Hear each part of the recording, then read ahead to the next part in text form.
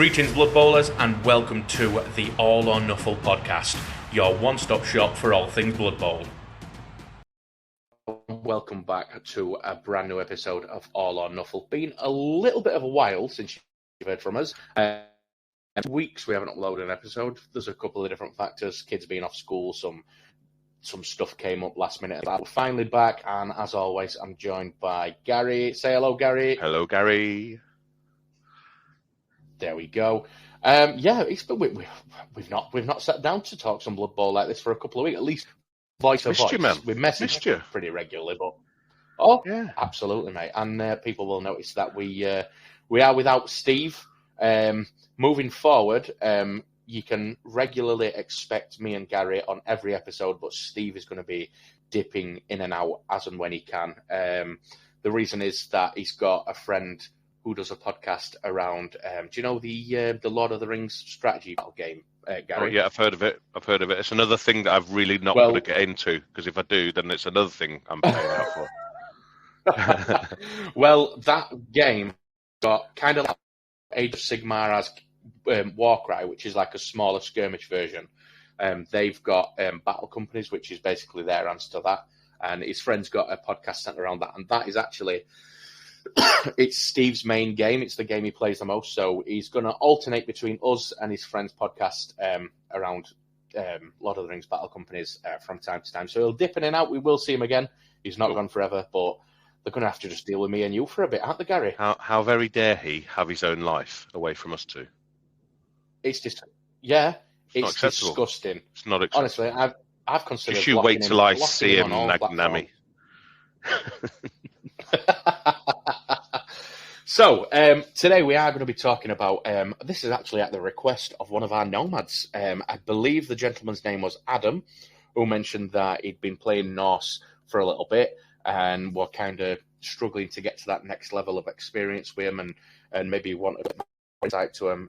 So we're going to do, people who've been listening to podcasts since it started, when it was just little old me on my own, I used to just sit and put a microphone on and just waffle all alone, speak about individual teams. We're going to do one of those, but we've got the added benefit of you this time. Who's going to bring absolutely nothing, because I know nothing about Norse until you told me we were talking about them, and I had to bring some teams. But what you lack in knowledge about Norse, you can bring in better, and that's what we love you for. Yeah, absolutely. I'll bring my inquisitism. Inquisitism, is that a word? Inquisitiveness? My nosiness. Yeah. But what we'll do before that, mate, is we'll touch base a little bit. There's a few things been happening, haven't there, since we last did a podcast? We've got the gnomes have been released. Gnomes. The Warhammer 40 to its knees just because have vaginas instead of penises. It's been a crazy old world out there in tabletop gaming world. It has been a crazy, crazy old world, hasn't it? And I've been to a tournament. Still, that elusive win eludes me. And that's just wins at tournament, though, isn't it? You've won games, just not at to be fair, going along. How did it go? You went to. Do you want to tell them of? Yeah, tell them what it were about, which one you went to, and all that. This is Global. Yep, it was Global in Swindon. So It was at Swindon Rugby Club. Quite amusingly, we went to. There's two Swindon Rugby Clubs. If you ever go to Swindon, it's the bigger of the two. We went to the little one. Ended up in the car park. It was empty. The maintenance man told us, "No, nothing happening here today," which was quite amusing. So then we found the right one. Well, we had loads of time on the clock, so it wasn't a problem. Turned up there. I think there was how many people were there? I think there was about 60. I think there was about 60 people. Oh, nice. Yeah, so it's a nice number. Mr. Davo was there again, so I stalked him. I'm sure he thinks I'm completely weird. He's not a bad judge of character, to be fair. But yeah, really lovely bloke. Had a good old chat. I saw a few faces as well from other tournaments. So Angry Hobbit was there. Santa from Exeter was there, and a few other people. Yep. I had a really, really, really good time. What did I bring? I think I brought lizards. I had 2 losses and a draw. Right. Norses and a draw. I came right down near the bottom. Wasn't bottom. Did score a touchdown. So I ticked off some of my must-dos. But yeah, I'm hoping that I'm going to get that win before I come last in a tournament. I think the main question people are going to have here, Gary, is the last time you mentioned taking Lizardmen to a tournament, you opened up your hobby box upside down. Did that happen again? It didn't. It didn't. But I did move one of them and break them off a stand. So at the ankles, I broke them at the ankle, one standing on one foot, which was bloody annoying because whilst I didn't open it up the wrong way round, I didn't bring any super glue, but I did bring spares. So I have to put some super glue in my box. Oh dear. You went with Brian and David, who are also members of Nomads. How did those two do? Did any of them finish? Yeah, I think. Now you're asking. I can't remember if Brian got a win and a draw and a loss, or whether he got 2 draws and a loss. He didn't do as well as he would normally do, if we're completely honest. And I can't remember what David did. I think David maybe got a win, a draw, and a loss, a win and 2 draws. He did right. Okay. I think out of 50 odd people, I think he came in sort of about 25th. I think it was 24th, 26th. Sorry if I'm doing you a disservice. That sounds about right. I was speaking to him about it, and I think off the top of my head, I think it was 26, something like that. Right. Cool. Okay. Yeah, I was 54. 54 I came. That draw saved me. You'll get that win. Saved me the humiliation. You'll get that win soon. I will. Well, I'm going to my next tournament. As well as that, Gary. Go on. Oh, go on, mate. I was going to say my next tournament. I've just heard this week. I actually got on the waiting list for the NAF Championships. Oh yeah, you were messaging me about that. Yeah. Well in there, mate. Getting a place. And I got through and got a place on Saturday, so I'm chuffed to bits. And I said in tongue in cheek to Dan, who's running it, that I may well try not to lose all my games and come last. And he said, "Don't worry, there's somebody that has only just learned how to play Blood Bowl." And I was like, "No pressure then." Oh, so you've got something over on him then straight away. Well, to be fair, if I get drawn against him first round and then lose against him, there's no hope for me, is there? But that's a 6 game tournament, 2 days. Oh, very nice. Obviously, I'm assuming you'll be stopping up there, given how far you'll be travelling. Oh yeah, we got an overnighter. Oh, a couple of overnighters actually. We're going to go and stay over Friday, Saturday night. So it's a a Saturday, Sunday tournament. So you'll be stopping on Friday night, ready for the first day, and then stopping on the night in between, obviously. Exactly. Yeah. Oh, very good, very good. I hope you're looking forward to it, mate. Are you nervous at all? You know, the championships are maybe no disrespect to any tournaments that you've attended up to press, but maybe a little bit of a step up in terms of competitiveness or seriousness, some people might argue. Are you any apprehension? I've got no preconceived ideas at all. I don't do nervous, so I'll probably still be my happy-go-lucky chappy. I'll probably talk far too much across the table and piss. So I apologise already now to my 6 opponents who get put against me and have to listen to my inane waffle. But yeah, for me, it's all about having fun. I know where I'm going to be. I'm going to be on the bottom tables, and I'm really happy with that. And if that improves over time, then that's great too. Fantastic. So, as well as that, we in his absence or his sabbatical, gnomes have started to arrive on people's doorsteps, haven't they? Gnomes, can't believe it. So I was never. I mean, I was never. You yourself been looking at third party, haven't you, Gary? Yeah, I got a third party team. I got a third party team. So I'm ever going to play them, or just want to have in the inventory? They're not going to be my next team that I play. Put it that way. Would I play them? Probably eventually. Am I going to rush to play them? No. There's probably other stunty teams that I want to play first. But yeah, I've got them.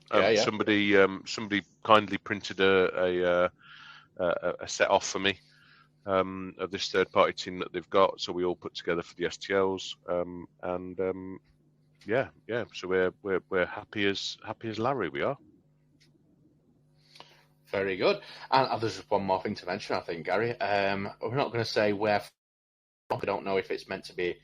I don't know how secretive we've got to be, Gary, but we've had a little bit of information in this Full Beard Cup, haven't we? I don't know what you're on about.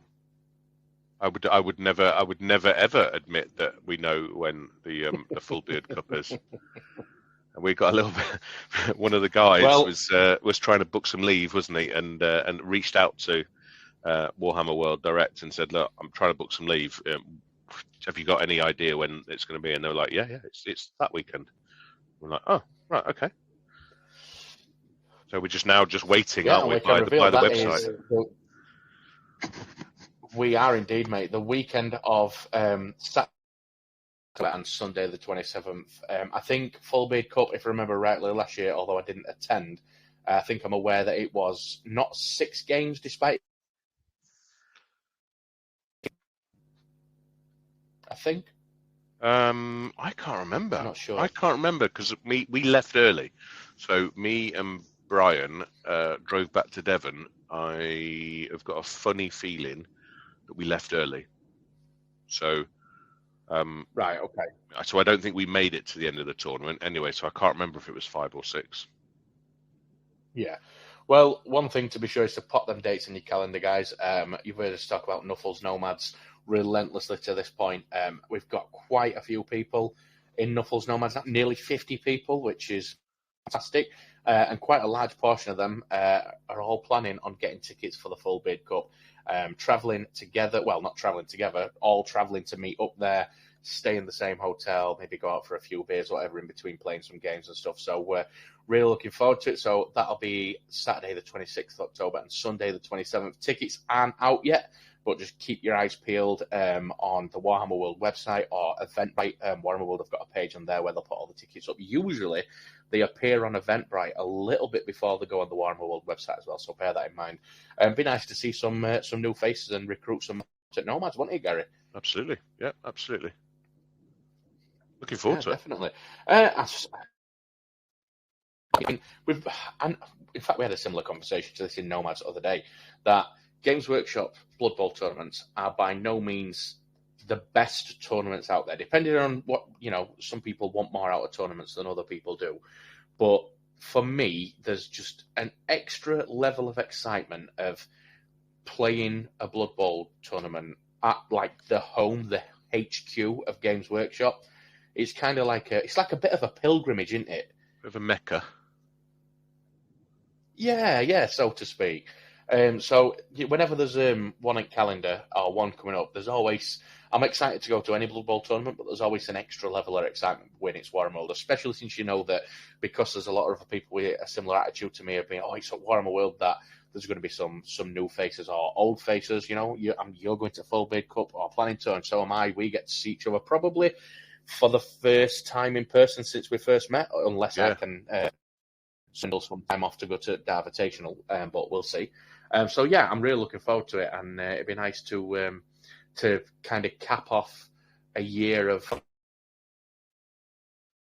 almost Nomads, and have that kind of be the first, everybody getting together, which is what Nomads is all about. Yeah, looking forward. Absolutely, looking forward to it. Yeah, me too.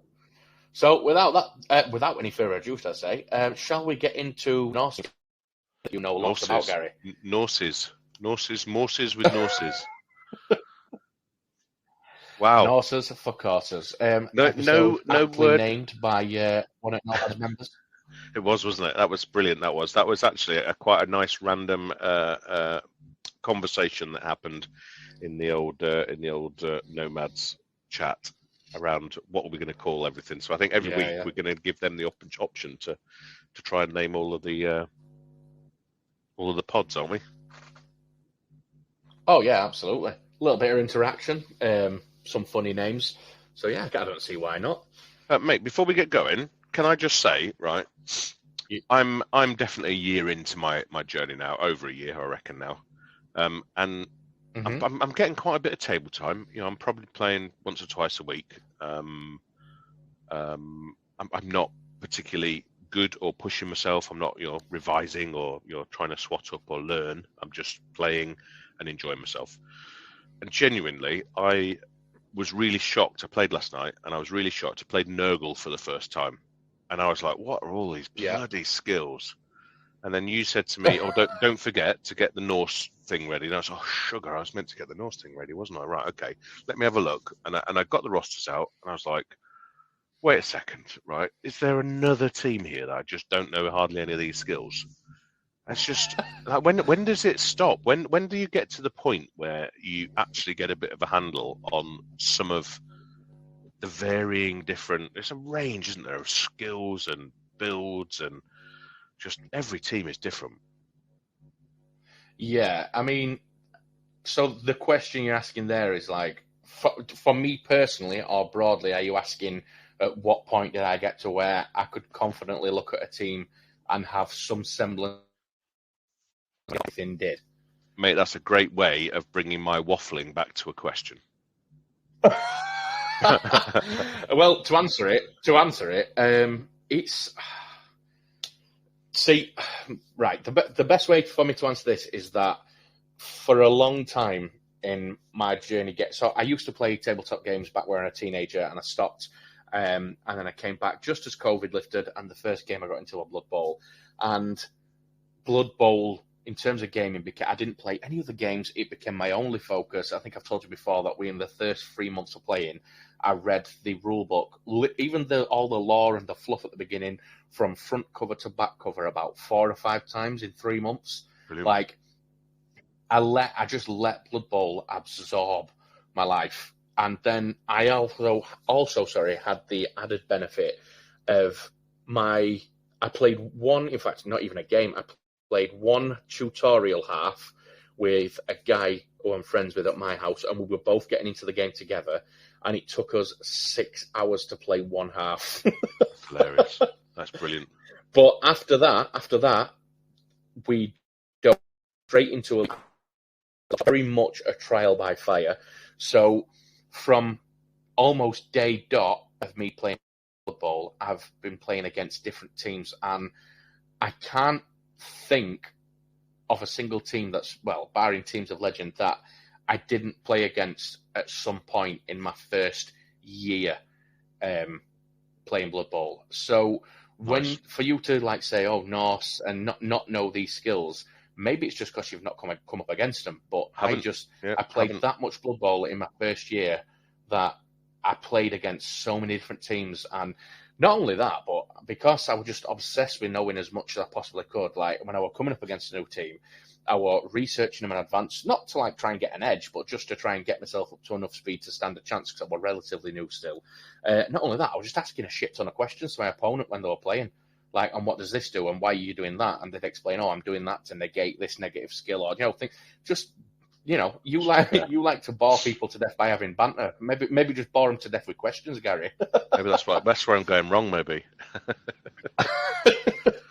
But yeah, like we spoke about it today, mate. There's a lot of people out there who, whether it's Blood Bowl or building communities or anything to do with tabletop gaming, who really want to force themselves into the upper echelon of like people doing that thing. And that's great if people are that passionate about it that they want to force themselves as high up as they possibly can in the shortest amount of time possible. That's brilliant. You do you. But me and you are very similar people, and I think you may benefit from the approach. And how often do I say this to you, Gary?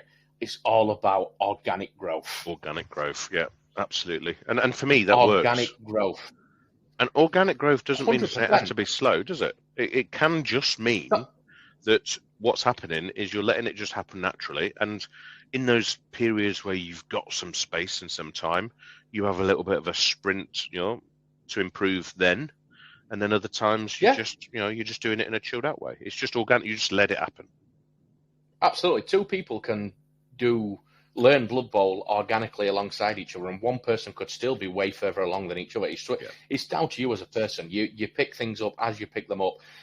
For me personally, if I try to force learning something, like force myself to learn it, I personally tend to find that my retention of the information is a lot lower than if I just learn as I'm doing. Like, this skill's just come up, I'll learn it on the spot, learn to do it then, that next time I come up with it, your hand a little bit better, and so on and so forth. It's just the way my brain's wired. Might not work for everyone, but for me, like, organic growth, whether it's playing or anything, organic growth in everything is always better for me, in my opinion. Yeah, and that's not to say that people are wrong if they don't want to do. If they're addicted and they want to go balls deep into something and become an expert in 3 weeks, then that's fine as well. If that works for you, do whatever works for you, isn't it? Oh, absolutely. Like I say, everybody's different. Everyone's brain works differently. Like you engage the like it's comfortable for you, and if, like you say, if that's learning absolutely everything in 3 months, the information into your brain, and that works for you, and you notice results, brilliant. But if you've been trying that and it's not working, and maybe it's becoming a bit frustrating or a little bit overwhelming, genuinely just try being a little bit more laid back, learning things as they crop up, and maybe you'll retain more, like in the way that my brain works. And I'm assuming that your brain's working as well, Gary, when it comes to your Blood Bowl journey. Yeah, I'm not forcing it at all in any way, shape, or form. I'm just enjoying the ride at the moment, and I think I've got to a point now where I know that I'm not.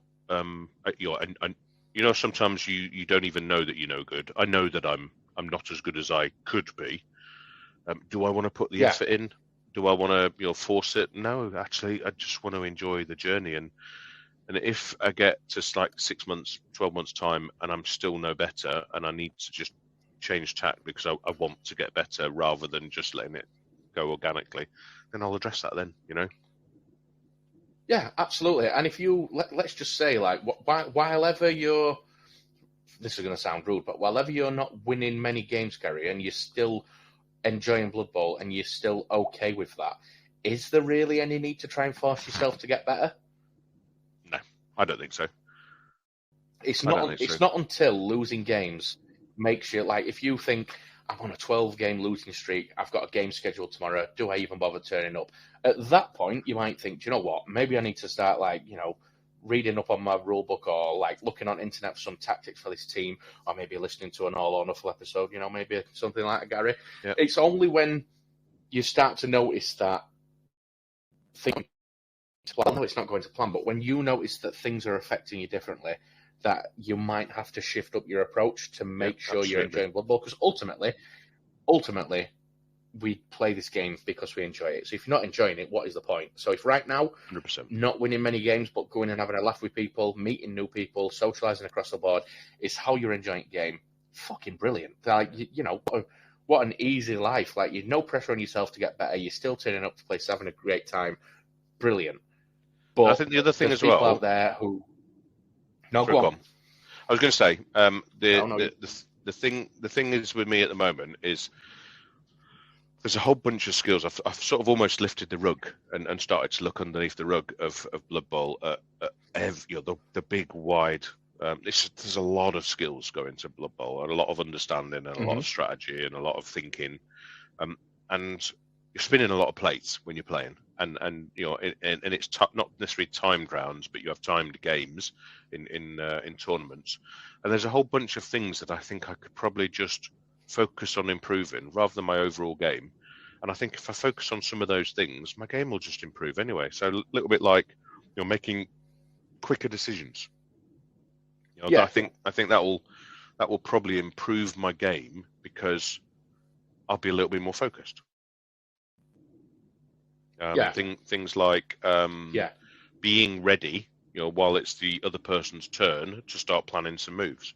And that's really all it is I think I just need to just switch on slightly a little bit more to get more out of it. But I'll do that, at a pace that suits me and doesn't piss my opponent off. Yeah. Exactly. If you've not switched on in that way at the minute and you're still enjoying your games, as I'm repeating, as I'm stressing, not just you but anybody listening, if you're not winning many games but you're still enjoying it, shit. Who gives a shit? If you can walk away from a game and you've lost 3-0 but you've enjoyed it. So what? You've spent some time playing a game and you've enjoyed it, regardless of the result. That's the be all and end all of it for me. Yep, 100%. Anyway, we deviate. As always. So let's steer into the topic of this episode, which is we're going to do a bit of a deep dive on the Norse team. So you touched on it a little bit, Gary, that until you found out we were doing this episode, you've not played as Norse. Have you played against Norse? Nope, not played against or played as Norse.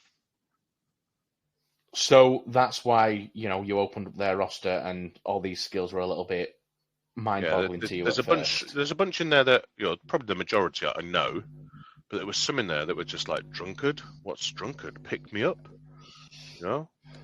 No hands. Yeah, things like that. Unchanneled fury. So there were these things in there that I was just like, I'm not seeing these ones. Right, okay. Gonna have to do a bit of reading here. Yeah. I mean, so I think a good place to start is to talk about the Norse team overall. And I think that these are one of the teams that you can, even if you don't know a great deal about them, as you've just said, you can look at the roster and some of the skills that you will know, such as frenzy, block, thick skull, things like that. It's exactly what it says on the tin. In it, these guys when you see frenzy, block, and thick skull, things like that. You think, all right, okay, if I play against these, I'm probably going to have to spend the entire game trying to keep my guys alive. They do look like I know we talk about bashy teams and dashy teams and hybrid teams.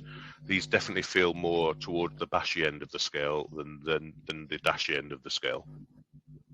Yeah, I would argue that they probably sit somewhere in between hybrid and bash, because they're very good at bashing, but in a league setting with a couple of extra skills on certain players, you can very much, score quickly against your opponents. Or not quickly, but more quickly than other solely centered around bash. Cool. And have you played much Norse? I've not played much. I've played them, I own them, and I've played maybe a dozen games as them. Right, cool. Okay. I've played against them a fair bit as well. When they first dropped, a lot of the players in my local area bought them and were playing them. I've even played a couple of matches of Norse versus Norse, which cool, interesting. Yeah, a lot of frenzy on that board, that's for sure. Anyway, sorry, I've got sidetracked a little bit. Then I had a little bit of a brain fart. So yeah, these are very much a team that we'll talk about them initially in a league setting as an overview. In a league setting, these guys have got everything that you need to start out with to just rip people to absolute pieces. And you're not going to be getting your guys knocked down very often either. We know the block skill is very effective, probably the most frequently taken skill in the game, I'd argue, Gary. Yep. Either by default or adding it onto your players, like it's a lot of people's go-to. Yep. These do actually differ slightly because before the current Norse team dropped, there was the Teams of Legend version, and if my memory serves me correctly, every single player on the team in the Teams of Legend version had block, whereas in the current version, there's only your linemen and your Norse berserkers that have block. The Valkyrie and the Ulfwerna do not. So the Teams of Legend version were a real nightmare to play against because I'm fairly confident that everybody started with block by default. Kind of like how all the Amazons start with dodge. Right, cool, yeah. In terms of a league setting, as I say, you start off with so much punching power. A lot of newer players may find it difficult to score with these guys. You've got your Movement 7 Valkyries in there with Catch, Dauntless, Pass, Strip Ball, which we'll talk about what all those mean in a second when we talk about each individual position. Yep. But this is, I think we were talking over WhatsApp today, Gary, and I basically said to you that if I were playing Norse in a league, for my first 3, 4, 5 games, depending on how big your league is, I'm just going to concentrate on trying to murder as many people as possible. And hopefully by game 3, 4, or 5, you've earned enough SPP on some influential players to be able to then start molding them to play a way that is more befitting to how you want to play. Because at the minute, if you're playing an exhibition game with this Norse team, you're kind of restricted to, we've got some frenzy in there, so we're going to be surfing a lot of people. We've got blocks, so a lot of our guys aren't going to be going down, things like that. And then you've got catch on your Valkyries, but this team has got no dedicated thrower and nobody other than the other Valkyrie with the pass skill. And they've got a passing ability of a 3+, but on anything other than a quick throw, a 3+ is pretty naff. So a lot of people, when it comes to developing players for a league with Norse, will try their absolute best to get as much SPP on those two Valkyries as fast as possible. Now, for me, because I like the passing play style in Blood Bowl, I would probably turn one of my Valkyries into an even better catcher, and I'd turn the other one into a thrower. They've already got pass, maybe give them accurate, something like that. So you've got that direct link up from one Valkyrie to another, and with that movement 7, you can start maybe doing some elf-like scoring, things like that. That's just the way I'd go based on the type of player I am. But, I'm sure there are plenty of people out there who would double down on the lack of capability to pass and think, no, I'm going to make everybody stronger and turn these into kind of like an orc team where you just give the ball to somebody and inch them up the field with a cage, things like that. So I think they're a good team in the sense that they're really strong, really hardy. A lot of newer players can get disheartened if they're playing a really weak team that can have a lot of players taken out. So it gives people a really good base to build on to play however they want.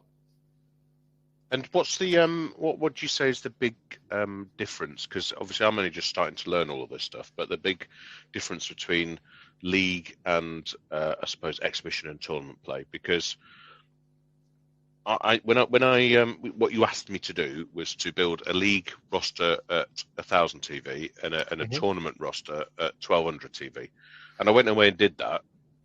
But having now played a couple of seasons in league, it's a very different beast, isn't it? A resurrection tournament where you can play a nice, strong, higher TV team with a bunch of skills is so much different than setting yourself up for a league. There's almost a journey that you've got to go on in a league, isn't there?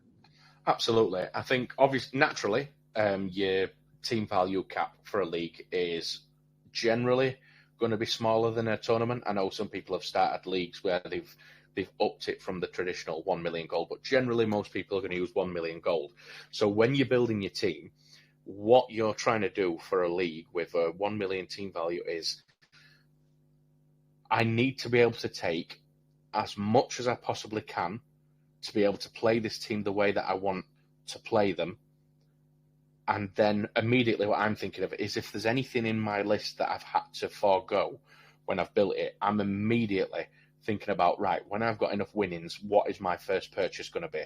Yeah. And then you can also use what you would plan for your first purchase to be to influence what you're willing to take now. So you might think, I don't know, with a Norse team, you might think, right, I'm only going to take one Valkyrie and save myself 95k and put that towards, I don't know, maybe a couple more linemen for some subs or an extra reroll, and then say to yourself, but now that I've been able to bolster the rest of my squad by dropping this Valkyrie, I'm going to make a second Valkyrie my first purchase with my winnings, things like that. Okay, yeah. And I think the difference between your approach for a league, as we've just described it, to a tournament is generally you've got a higher cap for your team value, usually 1.2 million, some do 1.25, things like that, but it's generally around that area. 1.15 I've had as well. Yeah, exactly. Give or take, it's usually around 1.2. And the idea behind that is you want to be able to bring the strongest team that you can for that price. The one that you think is going to give you the most bang for your buck. Because that team's not going to change throughout that tournament. What that team looks like in your first game, it's going to look exactly like that in your third game, sixth game, depending on how long the tournament is. Because, as we all know, in a lot of tournaments they play a resurrection format, which means that injuries don't carry over. Everybody comes back to life, no matter how badly injured they were, and you play them continuously. There's no SPP earned, you can't buy more players partway through.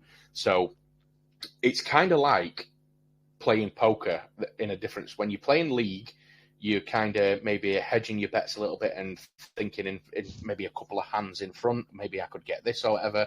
Whereas with tournament, you're kind of like, no, all in. Yeah. Yeah, got you. Good analogy. So, for you, Gary, I've told you what my impressions as somebody who's played them a little bit is when I look at this team. What from having a look at them and the little chat we've just had, what do you think about this team? Like, what direction would you go if you were to develop them in a league setting? If I was going to develop in a league setting, I suppose it would all depend on what I'd start with. Now, I've got a few different ideas of what I would start with, because I couldn't settle on one league starting team, and I couldn't settle on one tournament starting team. So I've actually done two, because it was an either-or choice for me. And it's funny you said about the Valkyrie, but my version 1 of my league team did only have one Valkyrie and an extra reroll. So, and the reason I did that was exactly what you said. Is I was thinking to myself, you know what? I think I've got the ability here to buy an extra Valkyrie after 2 or 3 games. I think I've got the hitting power and I could do some damage. So I think I might earn the money. And on the way to doing that, I might be able to get enough for some skills. So I went with I didn't take the Yeti.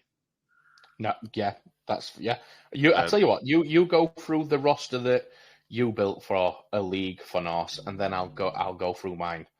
Right, okay, I'll do that. Sorry, mate. I think I might have jumped the gun, so apologies if No apologies necessary, mate. What we'll do is, you tell me what you took for the league, and I'll tell you what I took. I think you've made 2 for league and 2 for tournament, whereas I only made 1 because I'm lazy. But we'll make it work. No problem. So the first roster that I did, apologies, it has I don't know how you say it, Ulfwerner or Ulfwerner, some people call it. Yeah. So I got 2 of those because I think you're only allowed up to 2 of those. Mm-hmm. I didn't take a Yeti. Yeah. I didn't take both Valkyries, so I just took 1 Valkyrie. Okay. And then what I did is I went 8 linemen. 8 linemen, so no Norse berserkers at all. No Norse berserkers. Right. Okay. And I think the reason I did that is because I think what I was going to try and do was going to try to random a load of those lineman skills, and then if things went well, develop them, and if they didn't, drop them and start making spaces for developing a team. That was my thinking. Right. Okay. I don't know if that's the right thing. How many rerolls you got on that? 4. 4. Now I've gone a totally. In fact, I'll tell you what. You tell me what your second roster is, then I'll go through mine. Cool. So my second roster, I again had 11 players. 1 second. Did I have 11 players? I haven't loaded it. Apologies. I'm having a Gary moment. League version 2. Here we go. So I brought the Yeti in this time. Okay. I went with the 2 Ulfenweirers, or whatever they're called. Mm-hmm. Again, I only went with 1 Valkyrie, and I just went with a mixture of linemen and berserkers. Right. Okay. And I'm assuming there's less rerolls on that one for the sake of the Yeti. Yeah, 3 rerolls on that one. Right. Okay. Well, let me just tell you now that both of your rosters you've built, both of them are different from mine, and both of them have got more rerolls than mine. Okay. We've got some similarities, but I'll go through mine now. So I've taken, same as you, I've taken 2 Ulfwerners. Yep. The strength 4 on those guys and the frenzy. I can't see a reason to pass them up, so I've taken both of those. I've taken 2 Norse berserkers, just to get more people on the pitch with block, and some more people with frenzy, and they've also got the benefit of jump up as well. Yep. Things like that. Then I've taken 4 Norse linemen to take me to 10 players, and then I've hired 2 beer bars. Okay. and that includes a apothecary and 2 rerolls as well. Nice. So my thinking behind that is, because this is for a league, is I've not bothered with the Yeti because I've taken the Yeti before in a league, and I've always regretted taking it to start out with. I'm sure there's people out there that have took it and absolutely loved that they chose it as a first choice, but for me, it's always been a regret. So Okay. I didn't take it, and I bear in mind as I was building this that if I were to play this roster in a league, inevitably my first purchase would probably be the Yeti. So with that in mind, I've taken a little bit of absolutely everything else: 2 Berserkers, 2 Valkyries, 2 Ulfwerners. So I've got access to everything that the Norse team can provide, and I've got both them Valkyries. I can do the thing that I mentioned about making them one of a passer, one of them a catcher, or you can turn them into a cage diver, things like that. But I've got 4 players with Frenzy on this roster, thanks to 2 Berserkers, 2 Ulfwerners, and I've got 6 players with block. Cool. So this list that I've built is very much trying to take Norse for everything that Norse provide. I've maxed out on Frenzy. I'm maxing out on block within reason. So yeah, I've very much taken probably an atypical league roster for Norse, to be fair. Yeah, I've missed a trick by not bringing as many Berserkers, I think. Yeah, maybe so. But they are really only a glorified lineman. They've only got Frenzy and jump up over a lineman, and they've got pretty much the exact same stat line, barring a worse passing ability. Yeah. And the 40k more in price. So if I can see if you were going to drop a positional, I can see why it would maybe be the Berserker out of the 3 barring the Yeti that we've got access to on these. So no, I understand your reasoning, and to be fair, especially the first one that you mentioned, Gary, that was Ulfwerners, Valkyrie, and a ton of linemen with 4 rerolls. That's a solid starting to a league, that being able to start off with 4 rerolls and then making additions to your team as you go along. Yeah. On that first one that you mentioned, that was it 2 Ulfwerners, 1 Valkyrie, and all the linemen? Yeah. What would be your next purchase? Would your next purchase be to get another Valkyrie, or would you be saving up for that Yeti? So whenever I've played, I've never done well in leagues so far. Mm-hmm. So I don't tend to be able to develop as much, and I'll cover this in a minute because I've found a way of being able to bridge that gap. But I think I would have probably looked to buy another Valkyrie. I think. Yeah. If it looked like I wasn't, earning too much, then I'd maybe squeeze a beer bore in there, just so that I've got some flexibility. Yeah. Because I hadn't got one. No, absolutely.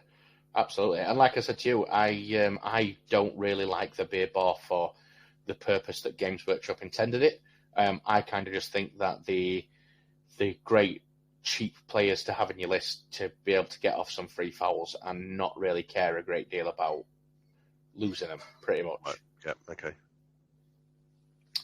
Yes. So I'll tell you what then, Gary, do you want to tell me what your tournament roster that you would have taken or that you've built for Norse? Just for the benefit of people listening, we've done this at 1.2 million team value, just to, Yeah, with no skills, didn't we? We didn't add any skills. Yeah, no skills. Let's just assume we're building this before we even know what the rule pack is for a tournament. Yeah. Well, I found this. I find the 1 million really restrictive. So 1.2 was just so much better because you can pretty much bring a bit of everything. And that's exactly what I did. So I brought all my positionals on my first roster. I went Yeti, 2 Ulfs, 2 Valkyrie, 2 Berserkers. Mm-hmm. I went 1, 2, 3, 4, 5 linemen, and 2 beer bores, 3 rerolls. All right. Okay. Yeah, and I would have got then an extra, coach or fans. I had 10k left over. Yeah, lovely. So I've gone for a tournament. This time I've taken the Yeti. As I mentioned, difference between league and tournament is you're not buying players halfway through. So I can't prepare to buy that Yeti at any point part way through. So I'm taking the Yeti straight out. Absolutely. And I've taken 2 Ulf Werners. Still want those 2 Strength 4 players. 2 Norse Berserkers, 2 Valkyries, 5 linemen, and 2 beer bars, which takes me up to 14 players. So this, in essence, all I've done, near enough, all I've done is I've taken that league roster, I've added an extra lineman and the Yeti in exchange for dropping a reroll, because this one's on 3 rerolls. Oh, and I've dropped an apothecary, because I haven't got an apothecary on this one either. Yep. And that would leave me with 10k spare to, as you say, put into coaches, cheerleaders, fans, whatever. Things like that. One thing I did play with is dropping my 2 beer bores and adding an extra lineman.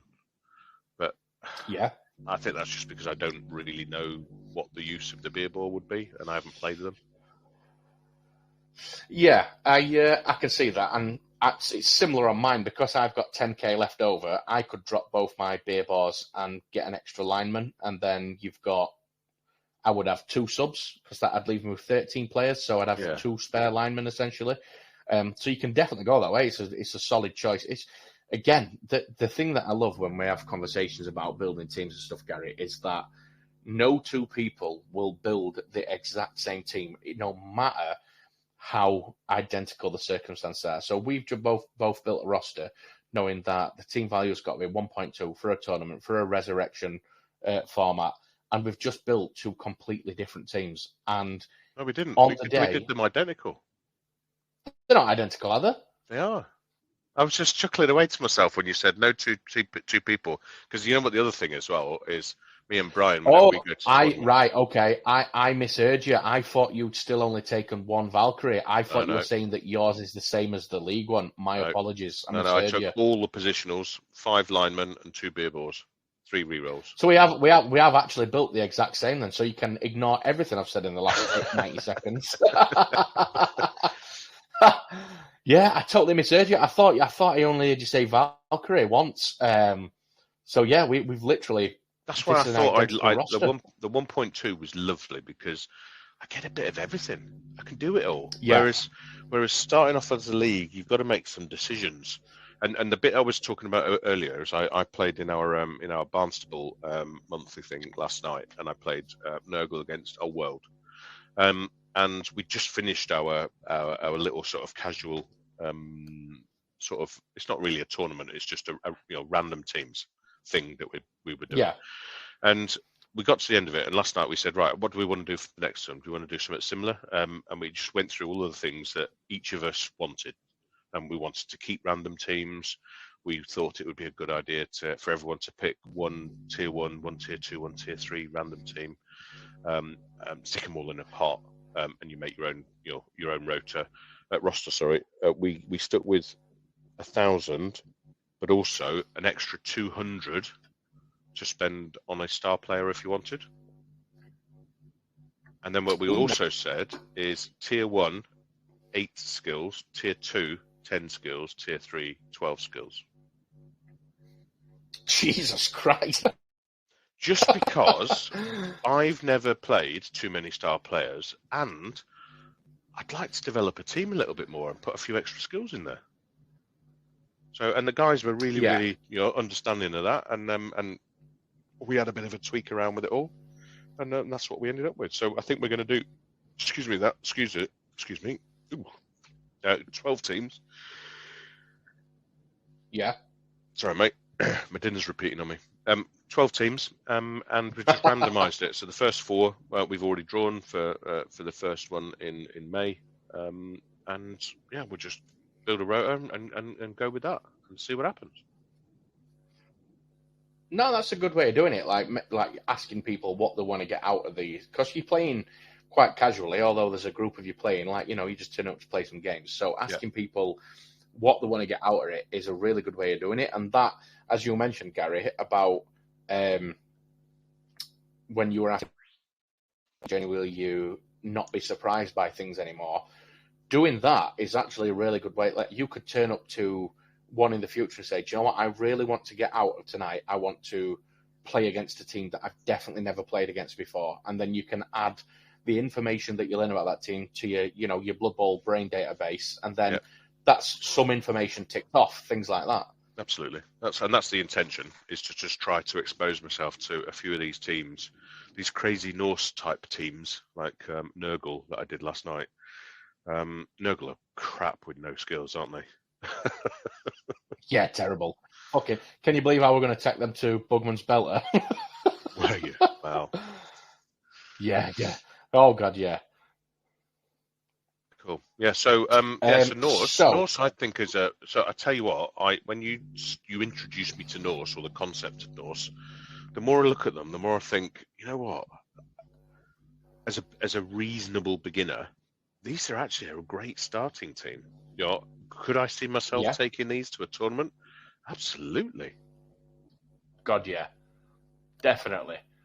I think the biggest challenge with Norse for a newer player, though, Gary, and I'm sure you'll probably agree, especially for a really new player, not even like yourself, somebody newer than you, would be Frenzy. Yeah, because it's a skill that just trips so many people up. Like, people fly into Frenzy blocks without a care in the world, not looking at what the assist would look like on the follow-up for the second block. So I think that's one area that I would advise any newer players who currently playing Norse or thinking about playing Norse, is to have a real read up on Frenzy and think about that second phase block before you commit to the first one. Whether that's, you might eye up a block and think, right, I can surf this guy off the board with this Frenzy block. However, if I push them towards the sideline, the second block is going to be a 1 dice or a 2 dice uphill block. What I'm going to do now, before I do that, is move one of my linemen in a position where they can provide an assist on that second block, just to make that an assist out. Yeah, exactly, something like that, something to even the odds and make the odds of the second block just as tasty as the first one. Because it's not lots of Frenzy. It's not like Corn Frenzy, where you've got it on the majority of the team. Yeah. I mean, I don't know though, Gary. On that tournament list we both built, you've got your Yeti with Frenzy. Oh, Yeti's got Frenzy as well, hasn't it? Yeah, we've got both Wolfwerners Frenzy. Exactly. So yeah, it's half the team pretty much. So it's one thing that I would definitely tell people to be mindful of. Is the Frenzy. That is the only obstacle I can think of for this team for newer players, is just that Frenzy. Everything else is pretty straightforward. One quick read up of the paragraph in the book for every other skill on this team, and you would kind of be able to maneuver it. But Frenzy is, I think Frenzy is one of those skills that you've got to have had it go wrong a few times to understand what you've got to do to stop it going wrong in the future. Something I've found useful trying to learn about Frenzy. I'm by no means I'm not even remotely good at it. But learning to play against it, because if you can set up that second line, quite well, you can actually build what are called frenzy traps, and you can actually quite easily drag people into to play those frenzy moves that they think are going to be good, because you've got to follow up, you've got to take the second hit if you don't get them down. You can almost, like, they're called frenzy traps for a reason, drag people into pulling them out of position. Yeah. So I would absolutely, sort of recommend to people that you don't only, just learn up about Frenzy playing it, but Frenzy defending against it as well. Oh yeah, definitely. And the other skill that caught you off guard was the Unchanneled Fury on the Yeti. That one threw you off. I read up about that one as well. That is, because I looked at it and I thought, this Yeti is useful, isn't he? He's got claws, he's got disturbing presence, he's got frenzy. I was thinking, he's handy. And then I looked at Unchanneled Fury and I was thinking, I just immediately thought, that's just a nega trait. That's fine. You just need to not roll a 1. Actually, it's, if you're going to blitz or block, you need to not roll a 1, and then you can crack on and do it. But if you're just going to move, then actually you're going to roll a 4. Pretty much. The way I always explain it to newer players, like in a fun sort of way, is if this guy's activation is going to involve any sort of violence, he's happy and he's willing to do it on a 2+. If it's not going to involve violence, he's got the monk on and he wants a 4+ to be able to do it. Nice, like that. Like that.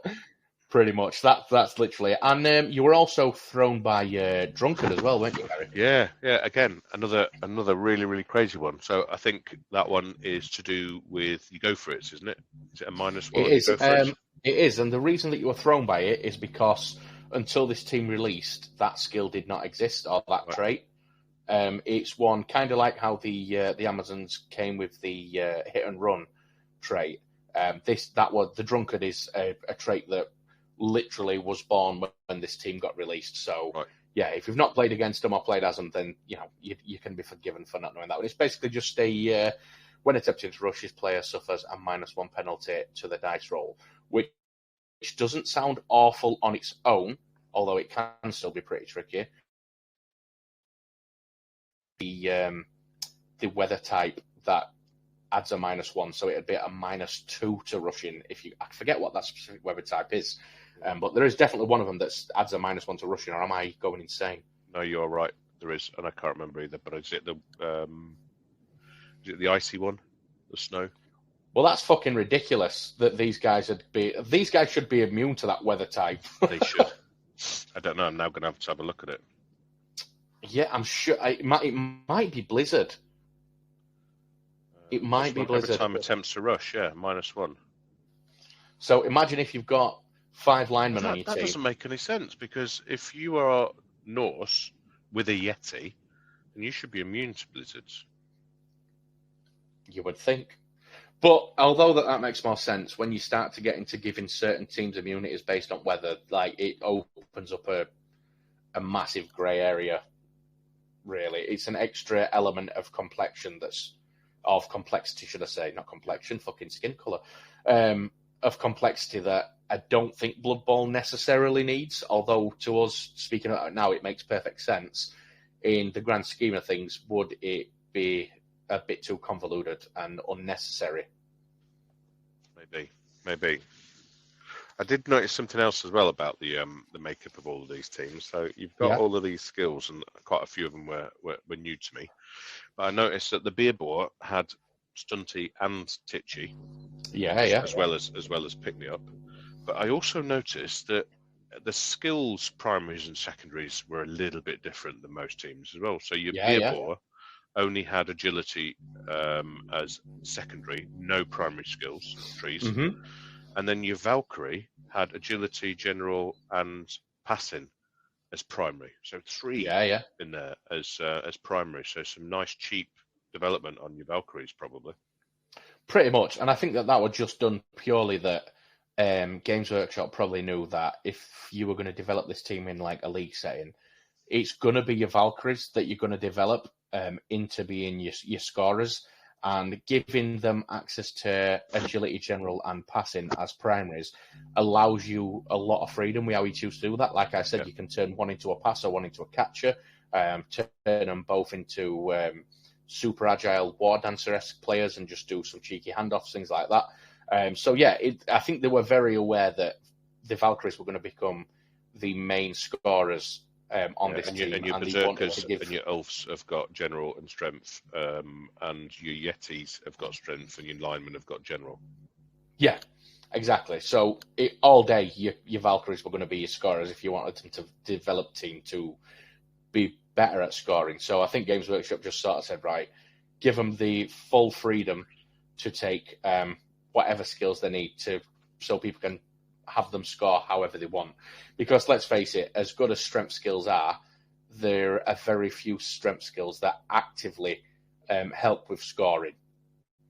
Yeah, agreed. Pretty much. I think that's why with that. And I think it's a good choice.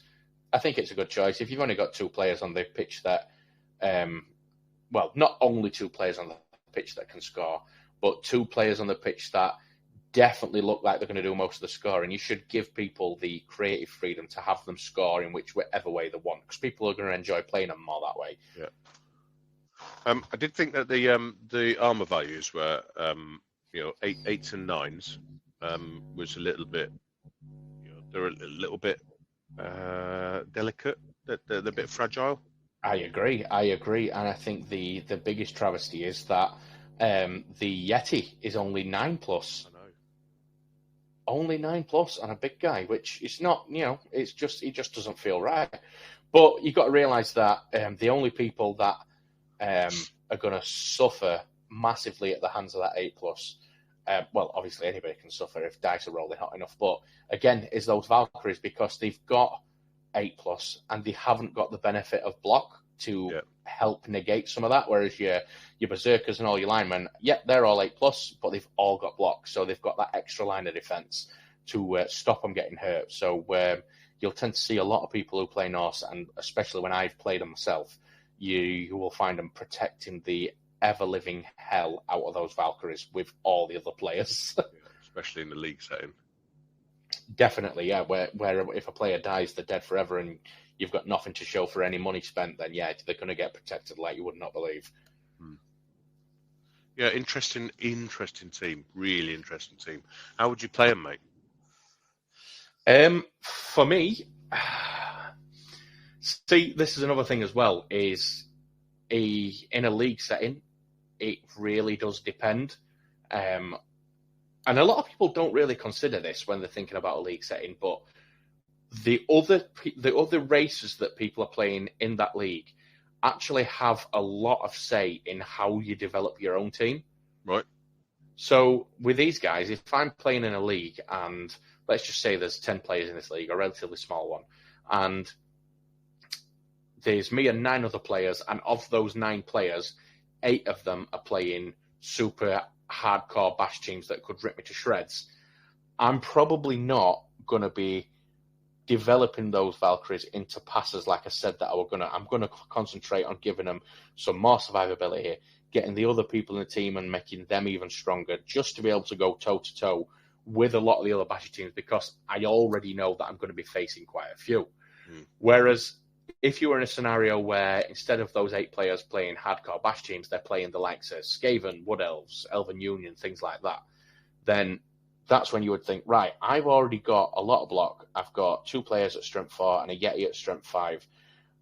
I've kind of already got a bit of an advantage strength-wise. What I want to do is develop my players, specifically in this case, it would be a Valkyrie yet again, to become more agile, better at scoring or better at stopping scoring, to go toe-to-toe with that agility and the movement of those faster teams. So, I think for me, it's all about taking it. It's very circumstantial. You've got to look at the other teams in the league and use that information to inspire on how you're going to develop your own. But for me, if I disregard that with Norse, I kind of just want to take them as they are and play them as Norsey as possible and just frenzy everybody to death, surf everybody, rip people to pieces, and then if I can get a touchdown every now and again with them Valkyries be a cheeky handoff, so be it. But these are definitely a team that I think I would have more fun just playing with the sole goal of ripping people to pieces. Yeah, nice. What about you? What just this? Like you said, you didn't know much about Norse, but after we've had a little chat about them, what would your approach be with these guys? I play a lot of bashy teams, and for me, these felt like they were almost a really good bashy team with loads of extra skills. And then I saw those AVs, and I was like, oh, right, okay, they do look a bit fragile. Yeah. So I think there would be caution, wouldn't there? I think you would have to get yourself your positioning right, get some assists in. Would you want to receive first, or would you want, depends on who you're playing. If I was playing a bashy team, I think with a full team, I'd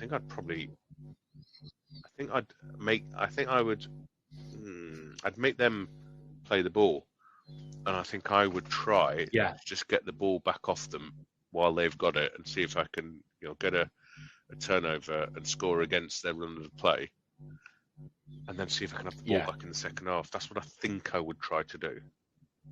No, I agree. I'd probably be the same, to be fair. I'd probably take that approach, definitely. Yeah, but I think it's the team. Yeah. So you asked me earlier on whether I was going to play my gnomes.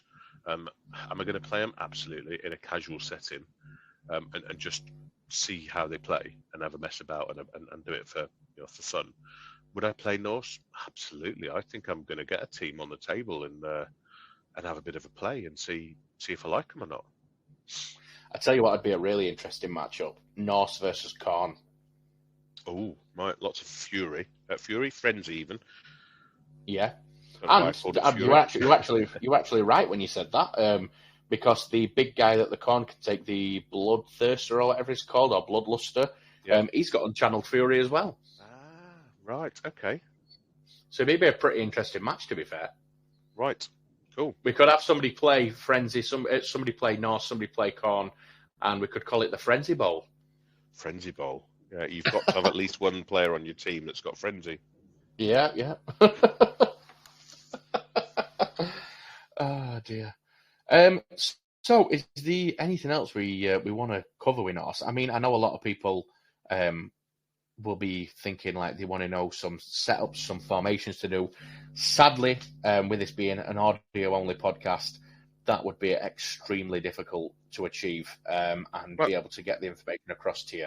Yeah, well, you did start to talk about how you develop these. We talked about the Valkyries, and if you were going to go for a passer and a catcher, that you might go accurate on one, and then do a catching skill on the other to get that link up. Is there other skills that you would think about if you weren't going to go down? If you had a really bashy heavy league that you were in, what would you give your Valkyries then? It's the first sort of skill question. or two that you would start to think of, and then what about the other positionals? What would you start to think? Right, okay. So Valkyries, if I'm playing in a super bash heavy league, I'm probably going to try and get those guys block, to be honest with you. It's a boring choice, but if you give both or at least one of those guys block, with some of the lists that we've built, you've got 2/3 of your team fully protected by block then, which... It's an extra dice. Exactly. It's gonna allay any sort of anxiety that you've got in regards to survivability. I think as well that we've not really spoke about is that the Valkyries have got strip ball as well, which means that on a push result, if they're attacking the ball carrier, they lose possession of the ball, which makes them pretty good cage divers as well, to be fair. So I think if you make them stronger and you can get off some good assists, you can throw them into the center of a cage and get a 1 dice block against a ball carrier, then you're gonna get that ball back, especially if you've given them block as well. Jump. You're gonna survive. You're gonna survive because of block. You're gonna push them on a defender stumbles. You're gonna push them with a push roll, and you're gonna knock them down with a power. Literally, the only thing stopping you from dispossessing your opponent is if you roll a skull or if they've got block or any skill that stops them. And I suppose it's getting into that cage. So I'm thinking, do they need dodge or is it jump or leap or what's it called? Leap's a good skill. That's the one where you can jump over an occupied square. That's what war dancers utilize to become good cage divers as well. So yeah, it would be difficult if you just gave these guys block to turn them into the ultimate cage diver. But if maybe your opponent's not built the best cage in the world, with both of these having block and strip ball, seriously, you can dispossess them on everything that's not a skull, pretty much. Yeah. What about the others? What about the some of the other positionals? What would you give them? I think the Ulf Werners. Did you say I can't see it on mine? It's not letting me scroll to the right. Have the Ulf Werners got access to strength? I'm assuming. Ulf Werners, yeah, they've got general and strength, and they've got secondary as agile. So these guys are getting mighty blow. Yeah, definitely. Yeah, because strength 4, they're going to be bashing a few things, aren't they? They've got frenzy, mighty blows. Definitely mighty blow. Yeah. As for the berserkers are really strange frenzy, jump up, and the berserkers are general and strength as well. A really strange positional because they are as we said, they're just kind of like a glorified. They're a lineman that can stand up at no. They can hit people twice, and there's a 40k price difference, which I don't know if is wholly justified. I'll tell you what they have got as an option. This is what I'm going to struggle with. I'll tell you what they have got as an option. They've got general and strength, but as a secondary, they've got access to passing and agility. So passing, yeah, but it's a secondary.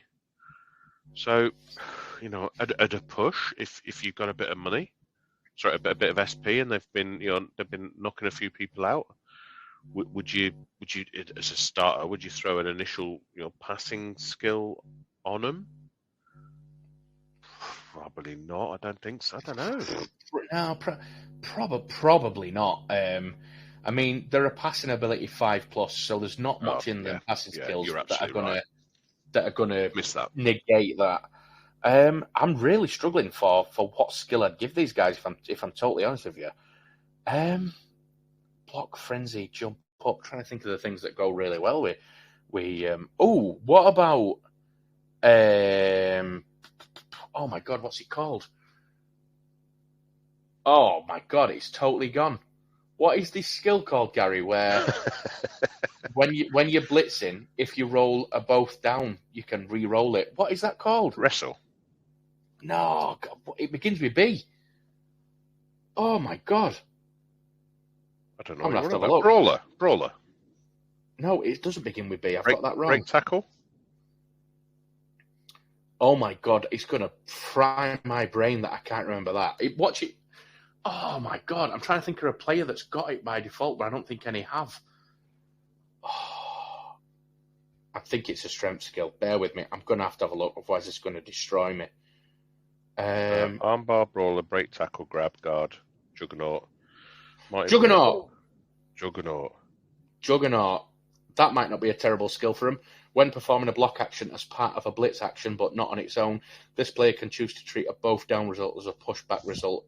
Additionally, during a block action as part of a blitz, the target may not use fend, stand firm, so it cancels out wrestle, stand firm, and fend if your opponent's got them, and you can change a both down result into a push. Oh no, actually, this would be a terrible skill for these because they've already got block, so they don't need to negate both down. Yeah, that's. We'll have to think about it, won't we? Oh my God, it's good.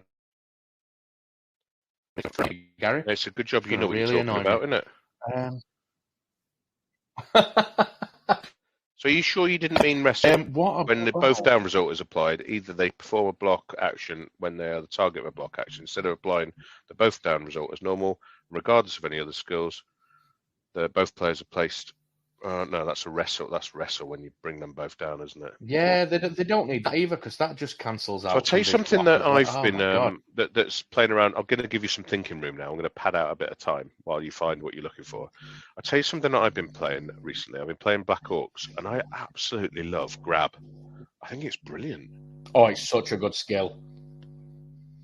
And I'm just wondering, would you stick on your oaths? Would you stick grab? But you're with frenzy as well. That's not a bad shout.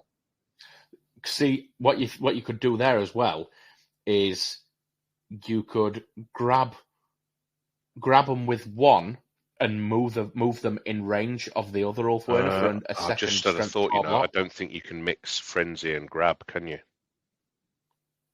Yeah, I don't know. A player with this skill cannot also have the grab skill. Yeah, frenzy and grab, you can't. Yeah, you can't mix because that would be brilliant. That would be your. Oh yeah, I can kind of see why you can't take it. To be totally honest with you, that would be completely overpowered, wouldn't it? Yeah, it would be. I don't know. Maybe give the berserkers guard. Right. Okay. Maybe that might be pretty useful. Okay. What about your lineman? My brawler, yeah. My gut feeling with the lineman was to random skills. Yeah, absolutely. In a league setting, random them as soon as you get 3 SPP on them. Definitely. And what would you go for? Because they're all general. So, yeah, it would just be a general skill, wouldn't it? Yeah. What I would be hoping for, when I rolled those randoms on the lineman for these guys, I'm probably going to be hoping for maybe fend. Yeah. So what's fend? Tackle. Fend is the opposite of a guard, isn't it? No, fend is the one where you can stop your opponent from following up after they block you. Yep, got you. Maybe I'd be hoping for some tackle. Cancel out anybody who's got some dodge. Yeah, that's the Stop one the dodge reroll. Yeah.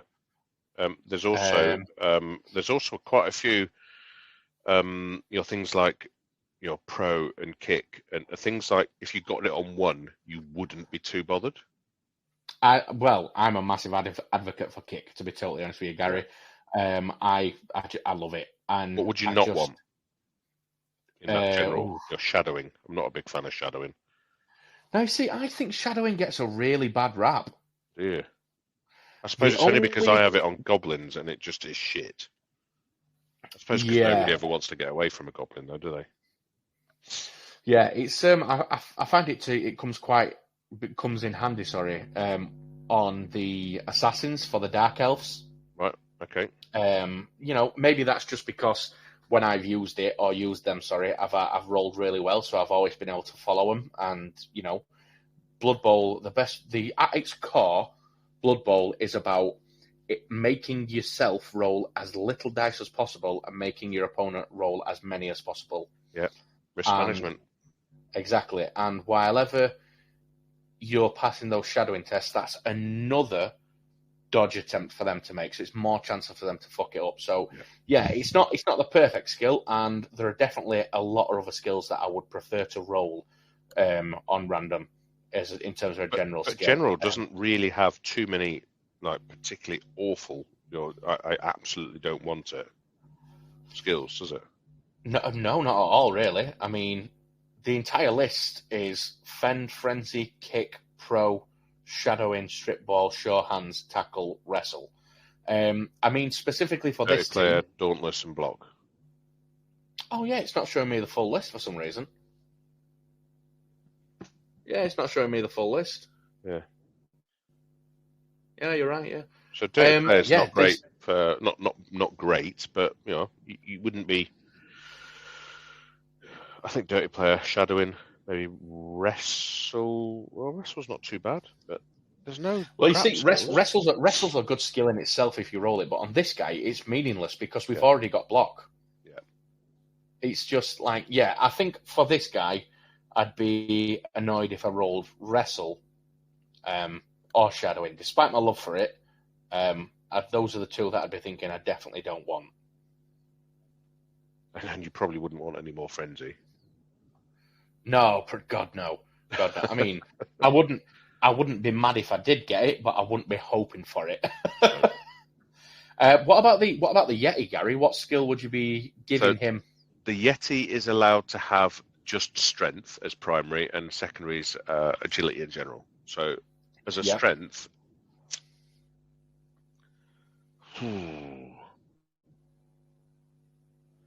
I'm a fan of Stand Firm.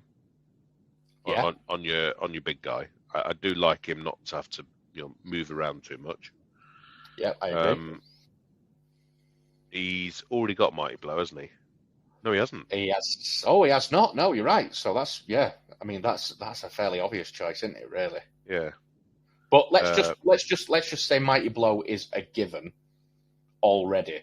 What skill after Mighty Blow is already a given are we going for? Because I've got one that's a real out of left field choice. Well, if he's got claws, does that mean he's allowed to have mutations? No, probably not. No, I don't think so. Because they need to have it written there, don't they? You can't have grab because of the frenzy. Oh, guard. Guard, yeah, that's probably what I'd go for. I think I'd put guard on there because there's so much block. That really does give you an assist, doesn't it? Yeah. Why? What are you thinking? Multiple block. Really? Yeah, but I'm thinking multiple block. What is he? Strength 5. Strength 5. So it's reducing him down to 2 strength 3 blocks instead. But my thinking is, if you give this guy multiple block, and he's got frenzy.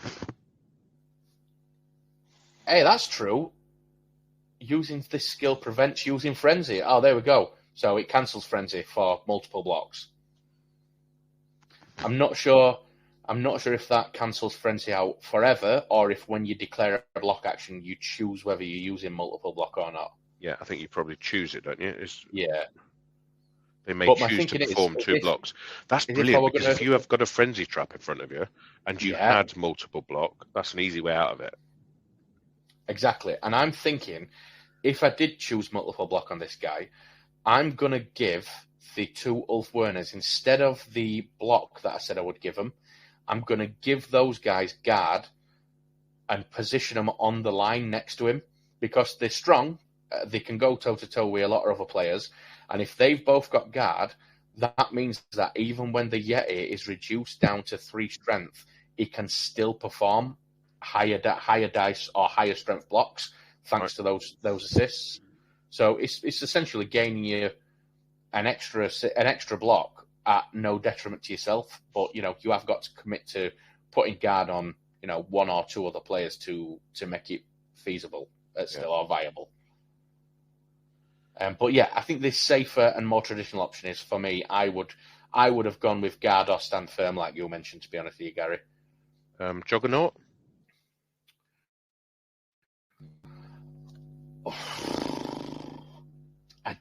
Yeah. Because with the frenzy, yeah, maybe instead of getting with the frenzy and the claws as well.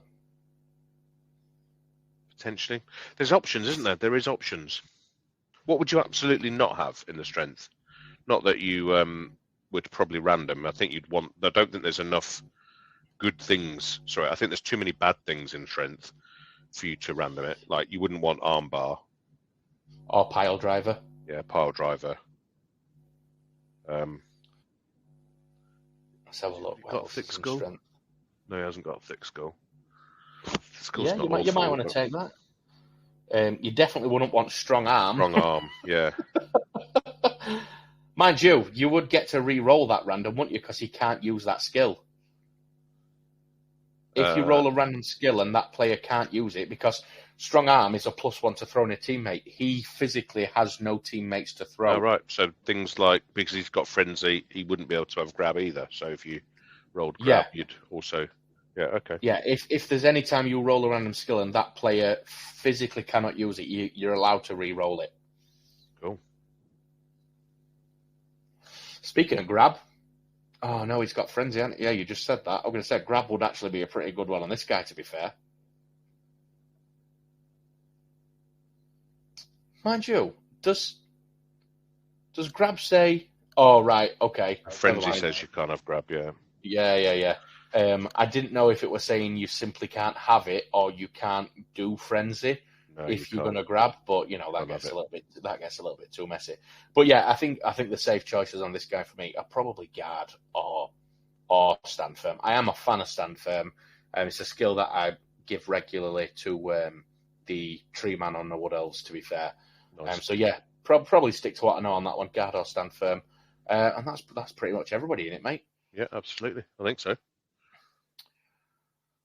Yeah, there's nothing else to cover. I mean, I suppose we could have a quick cheeky little look at some of the Norse specific star players. Is it Ivar Eriksson and oh my god, I forgot the bloody name of the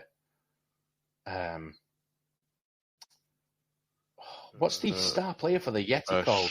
The Snowpelt, Skrog Snowpelt, is it? That's the one. And then there's Thorson Stoutmead as well, isn't there? The basically Berserker guy. Yeah, I think that's all of them.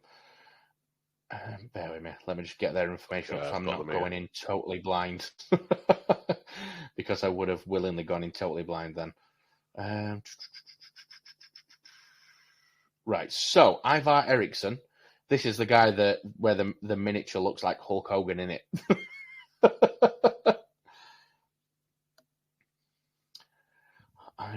There he is. So, Ivar Eriksson. Movement 6, strength 4, 3+ agility, 4+ passing, armor value of 9. Comes with block, guard, loner 3+, and tackle. He's not bad, is he? He's really good. Block, how much is he? And tackle. 2,445. Yeah, 245. That's not bad at all. Oh, so have you seen that, Gary? Have you looked at the one for Skog Snowpelt, the Yeti star player? Claws, Disturbing Presence, Juggernaut, Loner, Mighty Blow. See, you just said that Juggernaut were a good idea to put on your Yeti, so Oh, it's clearly because I know what I'm talking about, you know. It wasn't by pure luck at all. And they also added Mighty Blow. Yeah. Yeah, so he is the same, isn't he? He's actually absolutely the same stats. He's got Claw, Disturbing Presence the same, and he doesn't have Frenzy, so he's lost his Frenzy. He has, and I think the idea behind that is that because he's a star player, is a little bit more professional, is less likely to lose his cool, and want to smash into somebody a second time. Doesn't have Unchanneled Fury, which is lovely. Yep, so no Negatrait, which... Are there any star players with Negatrait, to be fair? I don't know. That's a good question. I don't know enough about star players. I've never had the chance to properly play any. No. I honestly, mate, I never really take them, if I'm honest with you. No. They're not something that I ever really... If I've ever got the choice to choose between skills or a star player, 95% of the time, I'll pick skills. Yeah. And what about if you are playing in a league setting and somebody's got you've got loads and loads and loads of spare money for inducements? Would you bring a star player in then, just temporarily? I think that's then I would. Then I would, because it's a bit of a no-brainer. You know that if you've got enough money to hire a star player, that means that you're at a significant advantage because you've either lost some players or your opponent's got a more experienced team than yourself, something like that. So then I think that it becomes inevitable that you're going to start taking some star players to even the odds. But in a tournament setting where in rule pack they outline that you can buy this star player for these skill points, I don't even bother fucking looking at that section, to be honest with you, Gary. I just look at how many skills I can take. Yeah. And what? And then finally, we've got Thorson Stoutmead, and I'm going to be honest with you, Gary, he's a bit shit. What's he? He's 170. He's got Block, Drunkard, Loner, and Thick Skull. Yeah. He's 6 movement, 3 strength, 4 agility, 3 passing, and 8. He's not great, is he? He's 1 point worse at agility than the lineman, but 1 point better at passing, and he's got the exact same skills, barring the fact that he's got Loner 4+, and he's going to set you back 170k. I'm sorry, mind my French, but he's fucking garbage. Don't you sit on the fence there? You just say it how it is. I've honestly never had a proper look at him, if I'm honest, Gary. He's awful. Well, in comparison, when you can get a lineman for 50, you are literally paying an extra 120,000 for Loner, and what are you getting? What extra are you getting? Worse agility and better passing. One better passing. So yeah, that's awful. That is. Do you know what I'd do in that situation? Instead of spending 170k on him, I'd just hire some mercenary linemen instead. Yeah, with my adjustments. And they'd come with Loner as well, though, wouldn't they? Yeah, they would, but you're getting more of them. Yeah, absolutely. Yeah, that's a questionable creative choice from the design team on him, because he is probably one of the worst star players. Looking at that, and I can say that with quite a bit of confidence. That's cool. Well, that's a brilliant end to Norse, isn't it? I'm sorry. I'm just a little bit lost for words at just how terrible he is. Stoutmead is a little bit. Maybe he's just been stuck back in the pub for far too long, and he's lost his neck.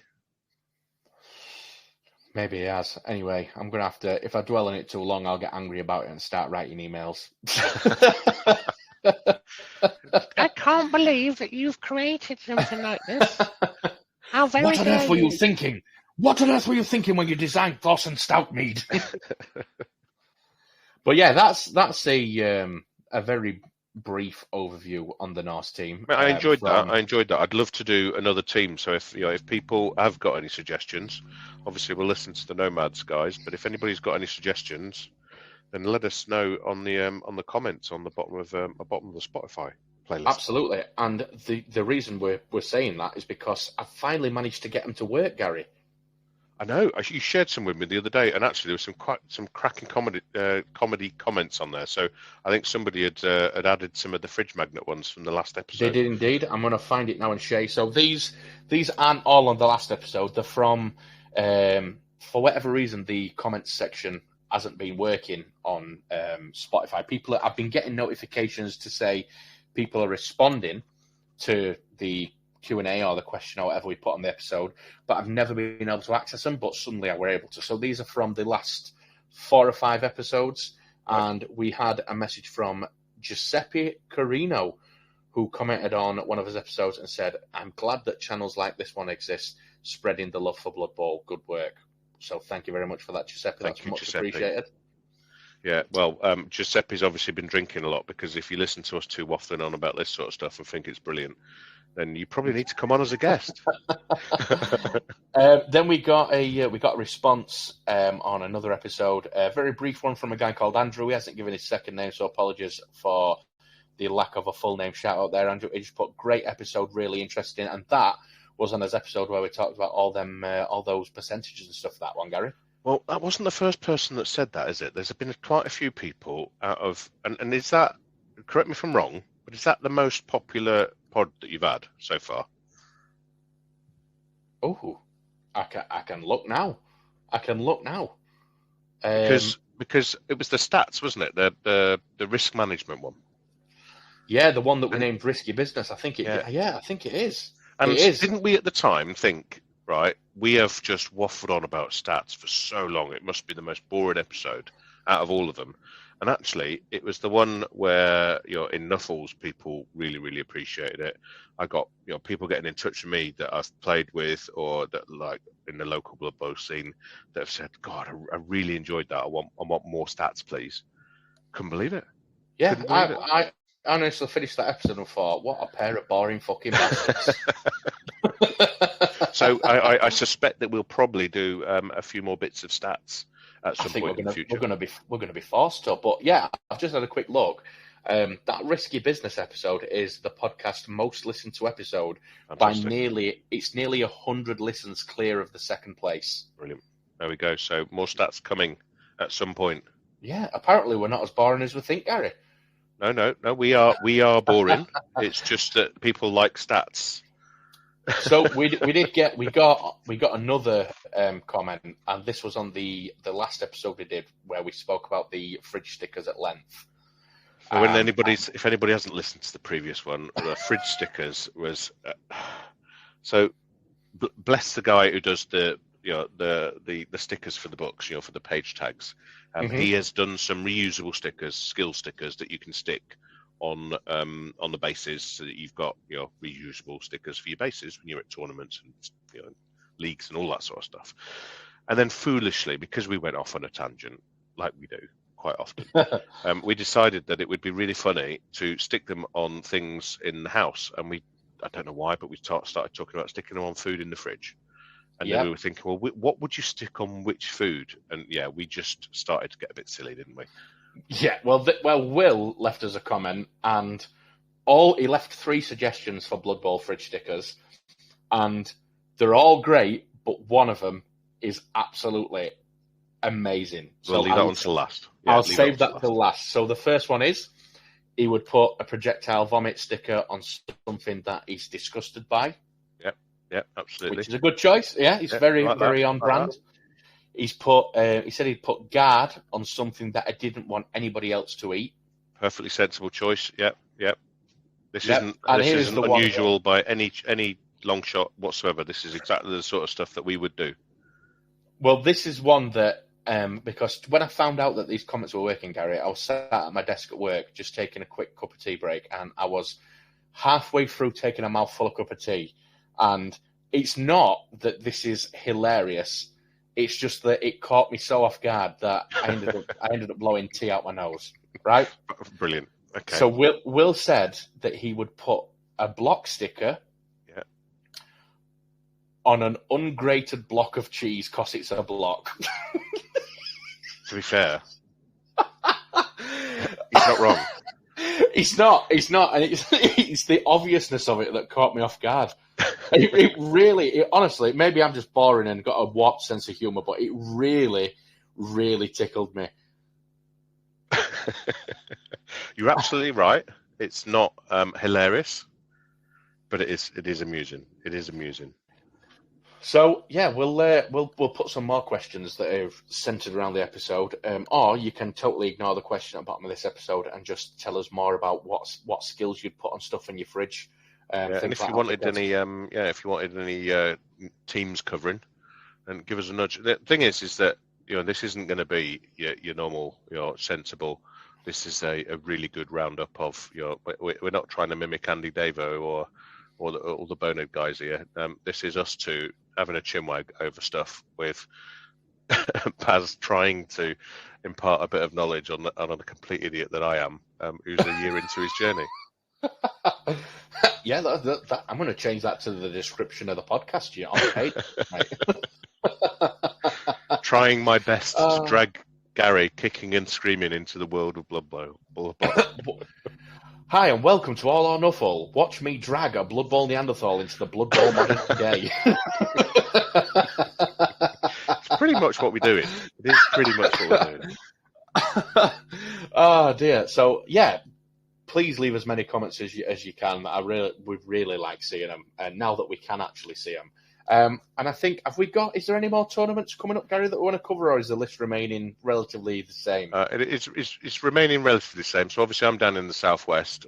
We have got a few tournaments happening in May.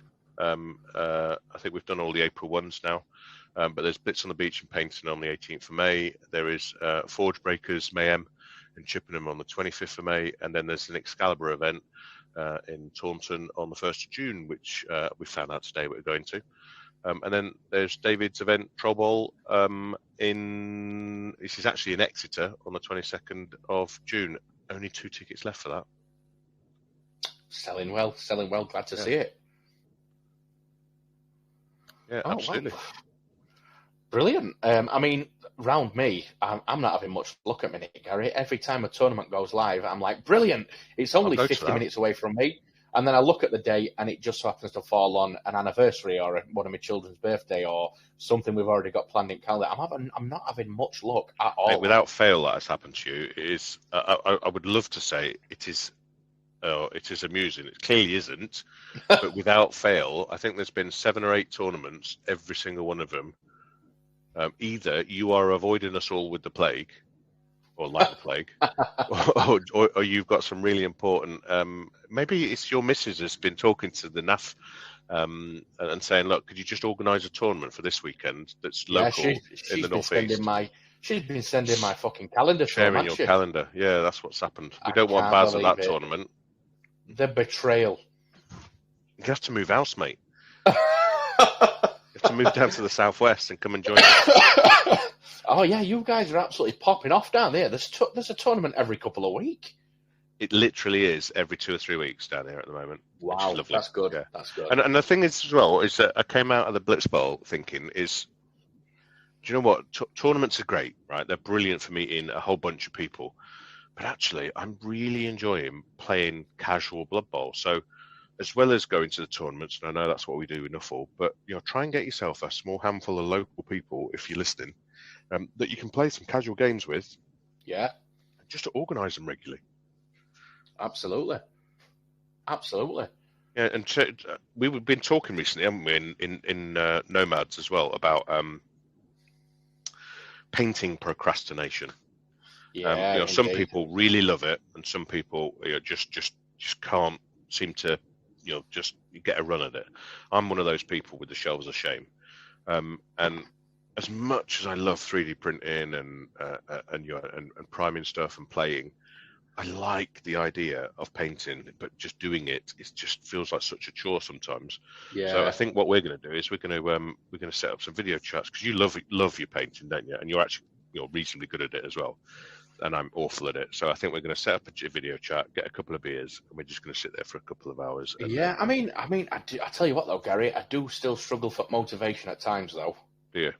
Oh God, yeah. Like, And I mean, it's been about 2 weeks since I painted a mini, or even put any miniature paint on a miniature at all. I'm very much one of those people that I go through it in phases where I might have weeks and weeks and weeks where I don't touch anything, and then I'll paint 3 minis in one night. We had some really, really good tips, though, didn't we? Some people were saying things like, because I think you said that the painting community is a really funny one because everyone loves to share their amazing work. The problem is nobody shares their shit work. Yeah. So you get this misconception quite often that as beginners you're meant to be brilliant to start off with, and you're absolutely not. So you end up like thinking, you have these expectations that I know what I want my minis to look like, but I'm just not capable of putting them to that level. Actually, what I've done is I grabbed a team that I'm not particularly, my human team. I'm not particularly interested in putting them on a pitch on a regular basis, but I do want a human team painted up. So I've gone, you know what, I'll do whatever happens, and I will just put up with whatever paint job they have. And I've just been working slowly. I'm just doing a block or two of colour every time I've got half an hour, and I've just been that's the next bit of colour, and that's the do the leather, and then do the metal. Just work on them. Absolutely. Absolutely. And just not have any expectations. I think it's because I'm not great. I'm not great at it. I've got quite a few paints, but my skills are lacking in that area. Yeah, like I said to you when we were messaging earlier today, mate, the community for painting, and do you know what? The place that it thrives most is Instagram. You see some paint jobs on Instagram, and they're amazing. There's no two ways about it. There's some amazing painters out there, but like you said, people only ever want to show off their amazing work, which I understand. Like, it's just, it goes against everything that we think. You know what, especially with social media and people try to put the best front of themselves on. Nobody wants to post their work. However, as great as all the work is that people post, and I love that people love sharing the work, it does set unachievable and unobtainable goals for newer people. Because what people don't tell you is when they post a picture of that mini that they've entered into a Golden Demon competition and won, is that they've been painting for 30 years and they've painted however many minis in that amount of years, and they've learnt this technique or entered this many competitions and go to this many painting groups. Because there are people out there who just build and paint and don't even play. Yeah. So for somebody, that's a valid hobby, isn't it? Of course, absolutely. But it leaves people. Let's just say you've recently got into a tabletop game and you log into Instagram and you immediately think, "No, what? I'm going to see some other people's work," and you see the quality. You're going to think, "Oh, fucking hell, I'm never going to get anywhere near that." And it's almost a bit of shame to put them on a table. Yeah, it can kind of start to make people think that these super fantastically painted minis is just how everybody paints, and that they're the only ones that are shit. So as good as the communities online are for sharing paint jobs there's actually a bit of a downside, because it can be really disheartening for a lot of new people. Totally agree. Which is why we, not that we're going to give people a painting masterclass, because I'm no master painter at all. I just do a good enough job with time I've got.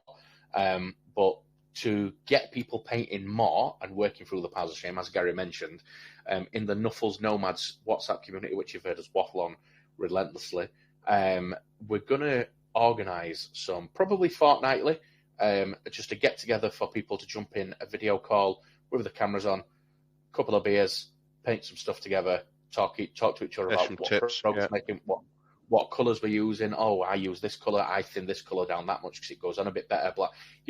That is a really good way to start improving your painting, is talking to other people who paint, because there are plenty of people out there who know more than you. So and setting some realistic expectations as well, because somebody will say, you're like, "Oh, I'm not really happy with this," and you'll show it to everybody and they'll go, "Fuck, that's brilliant." Yeah, exactly. Because you are often with these things, especially creative stuff, you are your worst own critic, aren't you? Oh God, yeah, absolutely. And we can segue into plugin Nomads itself. Okay. So as you've just Gaz, what's Nomads? Well, let me tell you, Gary. Well, thanks. Gee, I'm glad you're going to. Gee whiz, mister, what's Nomads? So, Nuffles Nomads is a WhatsApp community, because WhatsApp community are a thing now. Until I created Nomads, I had no idea you could do it.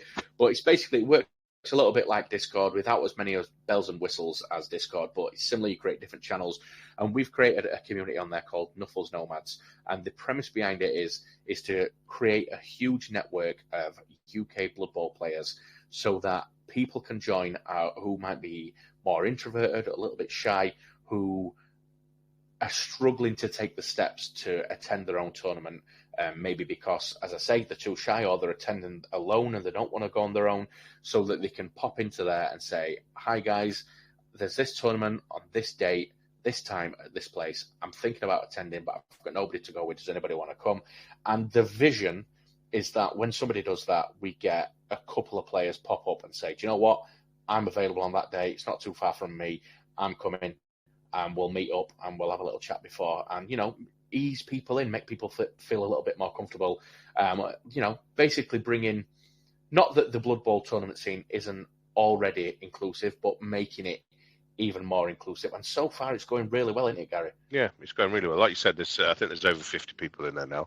And admittedly, we've had a few people drop out as well, because they've dipped in and gone, this is a little bit too mad for our liking. So if you're up for a bit of tongue-in-cheek and a bit of humour, a bit of messing about, a bit of honesty as well. Today we had a really, really good chat, didn't we? A few of us about men's mental health, which is absolutely brilliant. Yeah. And just a bunch of fellow nerds and geeks and Blood Bowl fans who are just chewing the fat over a various number of channels around other hobbies. There's been a talk in there recently about the Fallout TV series that's just landed. We've been talking loads about Blood Bowl, loads about your tournaments, and shared the tournaments that everyone's going to. So yes, it is a good little thing to have on in the background. Yeah, definitely. And so what I'll do is I'll pop the invite link to the community in the description of this episode. So if anything about Nomads that we've just mentioned sounds like it might be for you, give it a click, and you'll get invited into the community. Just one thing to bear in mind, that with it being a WhatsApp community, it does mean that your mobile number does become not public information, but everybody else in there will be able to see it. So please bear that in mind. If that's something that you're not comfortable doing, totally appreciate it. If that's going to stop you from joining, I get it. That's absolutely fine. There's no obligation whatsoever. But if you're not bothered about that, and like Gary says, you want to join a group with some like-minded people who love Blood Bowl, don't take life too seriously or the hobby too seriously, then yeah, come and join us. We'd love to have you. Yeah, definitely. And on that note, Gary, I think we'll leave it, and I'll let you go to bed, mate. Thank you very much. Need my beauty sleep. It's been a pleasure as always. How often are we going to be doing this? I know we've missed it for a couple of weeks. Are we going to be committing to trying to doing it weekly? Yeah, we'll get rolling again now weekly. Fantastic. Looking forward to it. Yeah, we'll get ball rolling. We'll see if we can get a few guests on maybe. I know it's a bit of a third world problem to have, but we had quite a few people who were interested in coming on last time I mentioned it. So we'll canvass as groups, see if anyone wants to come on, figure out a topic for future episodes, and we'll try and churn them out. Yeah, we took a little bit of a sabbatical now, so you can listen to us chat some shit about Blood Bowl. Yay! And on that note, thank you very much for watching, guys. It's been an absolute pleasure with yourself, Gary, and our listeners. Despite them not being able to chime in, I feel like they're here a little bit. Do you? Yeah, absolutely. Yeah, it'd be nice to get a bit of communication on the old Spotify comments. So it'd be nice to call out people when they ask silly questions and add a few other niceties or not. Absolutely. And so, like I say, on that note, guys, thank you very much for listening, and we will catch you on the next one. Take care.